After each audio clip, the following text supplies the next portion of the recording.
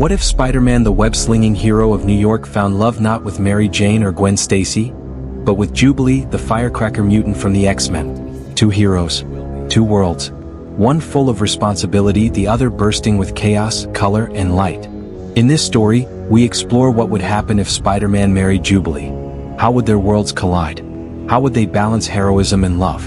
And what kind of future would they build together? 1. A chance encounter. It starts not in New York, but in Westchester. Peter Parker had been invited to Xavier's school for gifted youngsters by none other than Hank McCoy, the Beast himself, to help upgrade the school's web infrastructure. No, not his webs, the Wi-Fi. As Peter fiddled with routers and gadgets, he heard explosions outside. Not gunfire but color. Bright, neon bursts lighting up the courtyard. That's when he met her. Jubilee. Yellow jacket, pink shades, and a smirk that could melt concrete. "Yo, you the IT guy or the spider guy?" she joked, hands glowing with mini fireworks. Peter, flustered, replied, It depends on who's asking. Do you need help or an autograph?" Their chemistry sparked literally from that moment. Two worlds collide. Over the next few weeks, Peter kept returning to the mansion for maintenance visits. At least, that's what he told Aunt May. Jubilee would tease him endlessly. She'd prank him mid-fight by shooting fireworks under his feet or lighting up the night sky with glowing Spidey heart with arrow U-bays. But beneath the fun, there was understanding. Both were young heroes who lost their innocence too early, both carrying the weight of saving others while trying to stay human. When Jubilee confessed that she'd lost touch with her family because of her mutant identity, Peter related instantly. He told her how balancing Spider-Man and Peter Parker had cost him friends, jobs, and love. That night, sitting on Xavier's rooftop, fireworks danced across the stars and they shared their first kiss. Jubilee, 3. The wedding. Years later, after countless battles, yes, heartbreaks, and 1,000 times victories, Peter did something unthinkable. He proposed. Not in Paris, not on the moon, but in the most Peter Parker way possible, during a blackout in New York. The city had gone dark during an attack by Electro. Peter, exhausted but determined, fixed the power grid with a combination of webbing, science, and hope. As the lights flickered back on, Jubilee blasted a burst of color into the sky. "Fireworks for us," she said. He got down on one knee, mask off, heart open. "Jubilee, will you make my world brighter forever?" She laughed, then cried and said yes. Their wedding was unlike any other in Marvel history. Held at Xavier's school, attended by the X-Men, Avengers, and even Deadpool, who live-streamed it for 5 seconds before Wolverine punched him out. When they kissed, Jubilee's fireworks exploded across the sky, spelling P&J forever. For married life. Life as Spider-Man and Jubilee was chaotic bliss. By day, Peter taught science at Midtown High while running Stark Tech's research branch.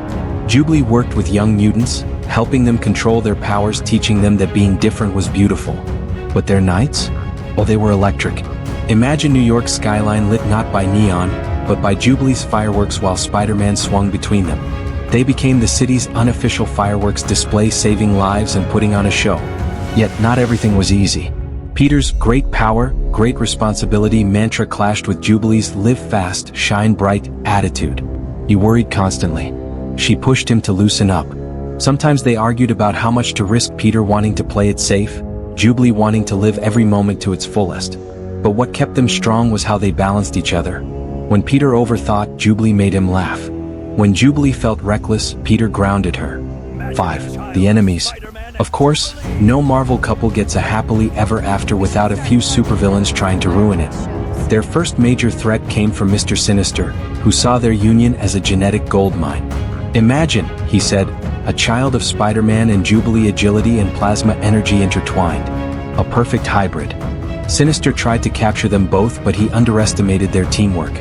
Spider-Man lured him into a web maze, while Jubilee detonated a brilliant chain of plasma blasts that overloaded Sinister's systems. Later, Electro and Pyro teamed up, calling themselves the Voltage Brothers. Bad idea. Jubilee overloaded Electro's circuits while Spider-Man webbed Pyro's flamethrower shut. Afterward, she teased, "We should start charging villains for fireworks shows." 6. The children. Eventually, the sparks of love created something new. Their first child, May Firefly Parker, inherited Peter's reflexes and Jubilee's energy projection. Instead of just webs, she swung on glowing plasma threads, leaving trails of light through the night sky.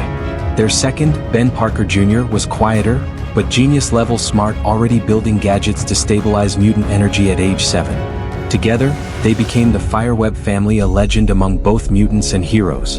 Imagine the Parker family flying over New York at night, Peter swinging, Jubilee lighting up the sky, and two glowing kids trailing behind. For once in Marvel history, Peter Parker had it all. 7. The price of light. But light always casts shadows.